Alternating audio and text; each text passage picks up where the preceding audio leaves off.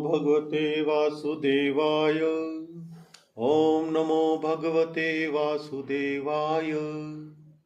तो भागवत महापुराण के इस प्रवाह में अब ऋषि च्यवन, महर्षि च्यवन और सुकन्या जो एक राजकुमारी थी, उनके मिलन का, उनके विवाह की चर्चा है।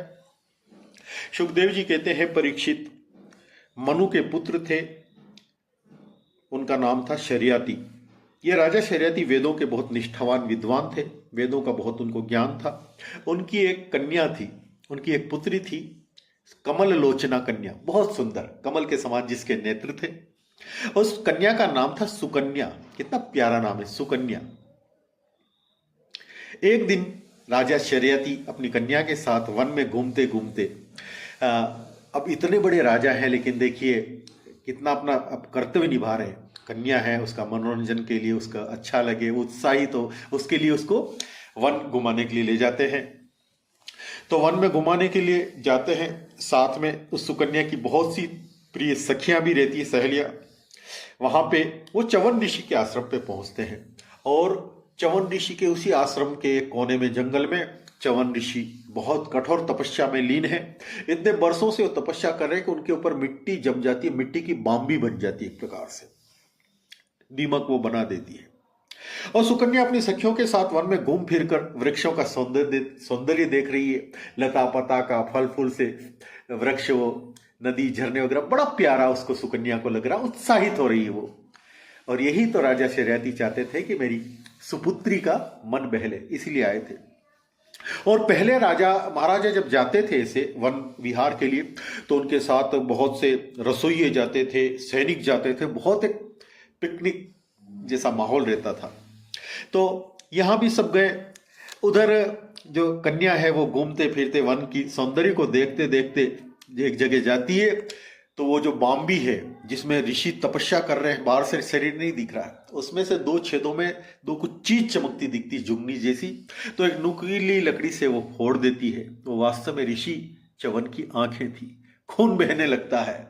ठीक इसी समय राजा शर्याति के जो सैनिक और कर्मचारी थे, उनका मलमूत्र रुक जाता है, हाहाकार मच जाता है।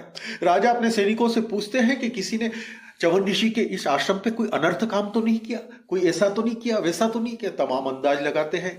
जब इतने में सखियों के साथ वो आ जाती है सुकन्या, और डरते डरते अपने पिताजी से बोलती, हे पिताजी, मुझे ऐसा लगता है कि कोई जघन्य अपराध, कोई अपराध हो गया मुझसे। मैंने अनजाने में दो ज्योतियों को कांटे से छेद दिया। अपनी कन्या की बात सुनकर राजा शर्याति बहुत घबरा जाते हैं। उस बाम्बी के पास पहुंचते और फिर वो समझ जाते हैं कि ऋषि च्यवन समाधिस्थ है इसमें। वो बहुत प्यारी स्तुति करते हैं, अद्भुत स्तुति करते हैं। च्यवन ऋषि प्रसन्न हो जाते हैं। तो फिर राजा उस कन्या को उनके चरणों में समर्पित कर देते हैं। और च्यवन ऋषि की भी इच्छा थी कि मुझे अच्छी सुंदर पत्नी प्राप्त हो, निश्चित रूप से रही होगी। तो वो फिर उसकी सेवा में छोड़कर वो राजकाज में अपने आ जाते हैं। अब इधर एक बार घूमते घूमते यहाँ पे आते हैं अश्विनी कुमार। अश्विनी कुमारों के पास वरदान है एक प्रकार से, किसी को जवान बनाते। तो उनसे ऋषि च्यवन कहते हैं कि मेरी पत्नी इतनी खूबसूरत है, यौवना है, तो मैं वृद्ध हूं। तो उनको कुछ उपाय करते हैं, उससे जो है ऋषि च्यवन एकदम सुंदर बन जाते हैं, युवावस्था को प्राप्त कर लेते हैं। और वो फिर पतिव्रता धर्म की परीक्षा भी लेते हैं सुकन्या की। सुकन्या अपने पतिव्रत धर्म के कारण तो फिर बड़े प्रसन्न होते हैं।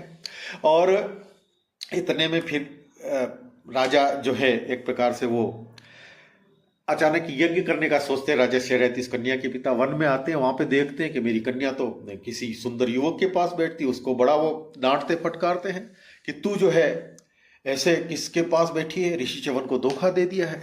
फिर वो पूरी कथा बताती है। और फिर सोमपान का अधिकारी बनाने के लिए दोनों अश्विनी कुमारों को हवन कर में वो आहुति वगैरह देते हैं। च्यवन ऋषि, इंद्र कोप करता है तो इंद्र को भी च्यवन ऋषि अपने प्रभाव से वो उसका रुष्ट होना रोक देते हैं। तो ये कथा ये प्रेरणा देती है हमको कि कोई भी कन्या हो, युवती हो, एक बार यदि पति के रूप में किसी को स्वीकार कर लिया तो फिर आप बस, और पति रूप में रह चुके हो तो उसको आप मानिए, उस चीज को। आगे आपके पतिव्रत धर्म के प्रभाव से उसकी सब कमियां भी दूर हो जाएगी और आपके पिता के लिए भी वो सब कुछ ठीक हो जाएगा। तो ऐसी अद्भुत ये कथा है सुकन्या चरित्र की।